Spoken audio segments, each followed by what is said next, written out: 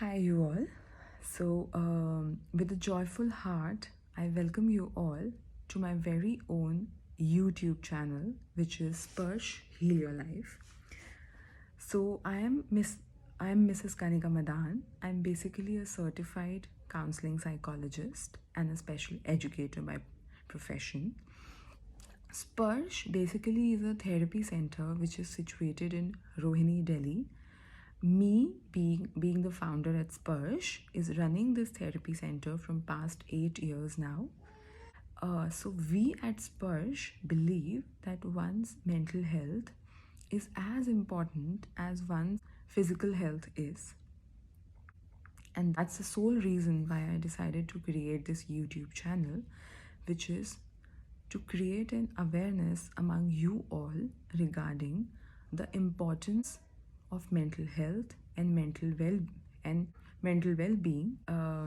So in my YouTube channel, you can expect videos, content, and sessions on various arenas of psychology, few of them being parenting, self-love, counseling, therapy, special education, etc. So today I am creating this video to sensitize you parents on ways you can help your child in attaining a positive mental health and emotional well-being. So I would be listing down 6 broad arenas of ways you can help your child in the same. First being, you must always teach your child the language of feelings. By the language of feelings, I mean that you must provide your child with enough vocabulary related to feelings and emotions so your child has enough words to express how he or she is feeling. So, for example, if your child encounters a not so good or a negative situation in life, your child would end up telling you that he or she is feeling bad about it.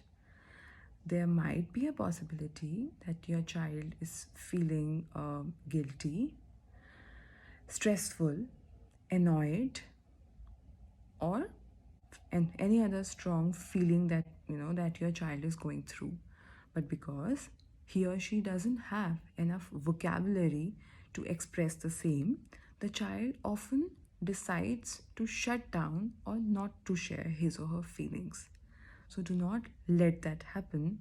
Instead, sensitize your child or teach your child with enough vocabulary words to share what he or she is going through. The second is, once you've taught your child enough vocabulary words, enough feeling words or emotion words, you must always make sure that you put yourself in your child's shoes, which means that whenever your child is coming to you and sharing something, make sure you are attentively listening to what your child is saying with all your heart. Instead of providing solutions to your child regarding the same, ask your child how you can help your child in dealing with that situation. It might help your child, in carrying forward and looking for ideas himself or herself on ways on ways in which he or she can deal with that situation. So the third is, you must always be aware of your child's actions and his or her behavior.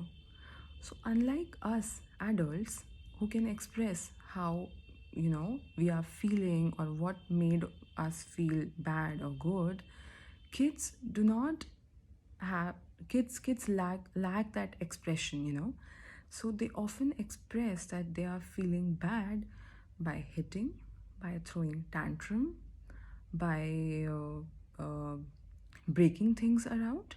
So whenever your child next throws a tantrum, or is and ends up fighting with his or her sibling or a friend, instead of focusing your attention on his or her behavior, you must always talk to your child on what triggered this behavior or what made him or her behave this way. So always focus on the trigger behind your child's behavior rather than focusing on his or her negative behavior.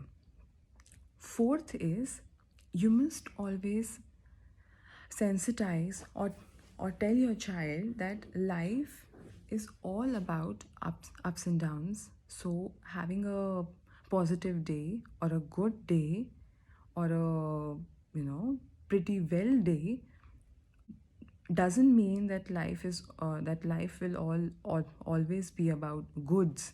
Life is also about bads, shame, guilt, and struggles.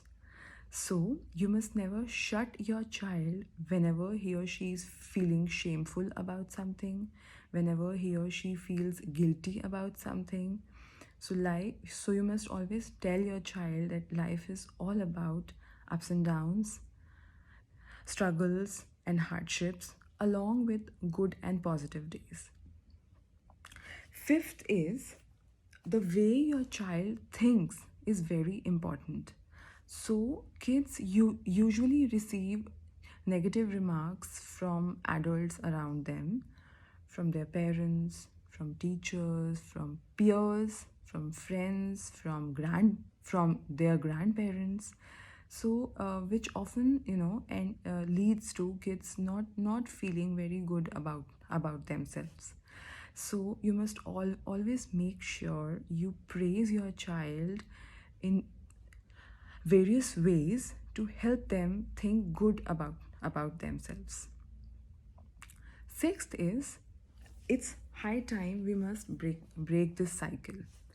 So we as kids have often been have often been told not to talk about our feelings or our emotions to others in the family. But I feel it's high time we must break this cycle. Feelings are meant to be shared, talked about, and discussed with people around us. And encourage your child to talk about how he or she is feeling. So to help your child with the same, what you parents can do is, both mother and father, you can talk about your good days, your bad days, your hardships among each other. So mother can share with the father that I had a bad day and I felt guilty about few things in my day, and I felt good about certain things during the day. And similarly, the father can do that with the mother.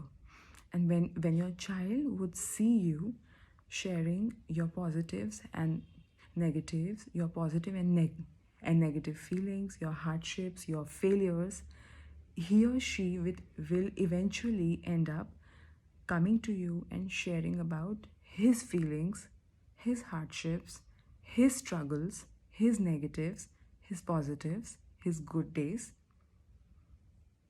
And that will end up in having a good family bond. So these are the few things that I wanted to share with you parents, and I hope you go through all these things and not just listening to the same, but executing the same in your daily life. And I hope to see you all in my next video with more such content. And if you liked my video, do not forget to like, share, and subscribe to my channel. Thank you.